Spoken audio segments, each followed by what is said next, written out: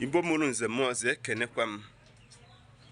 Abịa m ka m wepụta unu nchọpụta ife unu amara na unu nwa bụ ndị Igbo a na-ajụkwa onwe unu ajụjụ si ka ife ndị ọcha ji wee hapụcha ebe fa nọ wee bịaba East Africa wee bịaba n'ala Igbo. Unu ama ife hapụrụ oge gboo tupu fa wee bịara. Fa bịara n'ala Igbo maka fama na ndị Igbo bụ ndị nwere ọgụgụ isi, ndị Chineke ji onyinye dị iche iche wee gọzi. Ịmana tupu ndị ọcha abịa na ndị Igbo ebigo fewe n'elu, ya bụ mmadụ ife n'elu, nke a na-akpọ witchcraft. Ịmana ndị ọcha wee necha anya ka ndị Igbo si were eme ihe wee jeluala anyị ife a na-akpọ elemplen. Ọ na-aka onye Igbo ka onye ọcha mụta anya bụ ife. Ya bụ ọ bụrụ ndị be anya sị na mmadụ ikwu ekiri.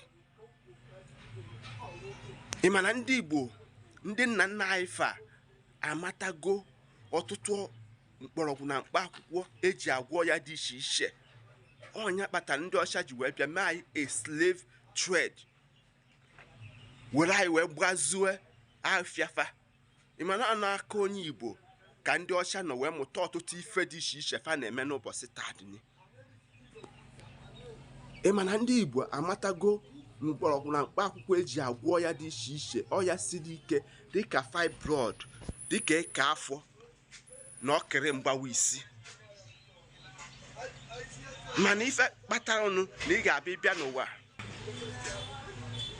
ọ dịka ndị ọcha kacha anyị bụ na ndị ọcha na-edetu history ha, mana ndị be anyị enweghị ife anyị ga-eji wee detu nke anyị na-akọwagara ya n'ọnụ ndị ọzọ. Mana ndị be anyị oge ahụ, ndị mmatụ ụfọdụ ife dị iche iche anaghị ekwe ka fa kọwara fa ụmụfa maọbụ onye ọzọ. Ọnya kpatara ọ dịka Igbo amaghị ife ha na-eme asị eweta nwa onye ọcha kpụdaweta nwa onye Igbo. Nwanne m, nwa onye Igbo ji ewere ọgụgụ isi wee tirikọọ nwa onye ọcha isi. Na ndị ọcha na-etu ọnụ today abụrụ maka ebe ndị Igbo nọ. O so n'ife na-ekwu na ndị ọcha na-atụ ndị Igbo egwu ọfụma ọfụma maka ndị Igbo nwere ọgụgụ isi na amamife Chineke ji wee gọzie efe. Ngwa Chike, ebe ọbụla ị nọ, ebe ọbụla onye Igbo nọ, ebe ọbụla nke nwa na-ege ife onyonyo m nọ, ka ife na-eme ebe ahụ. Ụmụnne m, orugo oge anyị ga-eji wee mee gịnị? Jụwa ajụjụ dị omimi ga-enyere ndụ anyị aka.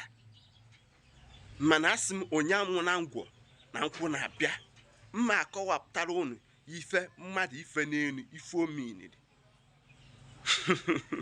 Maka ndị be anyị sị na ngwugwu eji atọ adịrọ mma ịtụ mvọ. Mana ife nwere ike imedowere mbụ ka ị gbasara m ozi a, egecha na ife ozi a ka ọ tọ gị n'aka, maka anyị ga-etiwa aka oyibo nsugbe nke ya ada ụda na mba niile. Ọ kwụsịa ka ọ ha n'unu. Aka mbụ onye nke unu, Maazi-UC. Sonyere m n'ife m na-eme na my YouTube page, tinyere m akala subscribe. Ụmụnne m, ndewonu.